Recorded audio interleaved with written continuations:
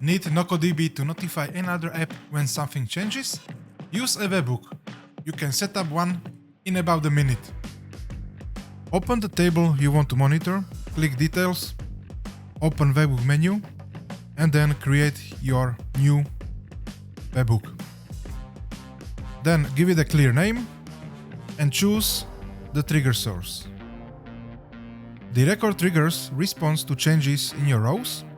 You can also watch views, fields, comments, or run the webhook manually. I am using the view trigger here.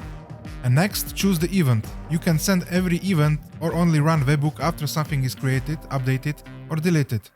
I only want update, so I select after update. For the action, choose HTTP webhook. Select the request method. Post is the usual choice. Then paste the URL that should receive the data.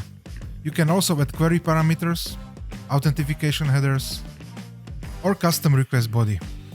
Use JSON event to send complete event data.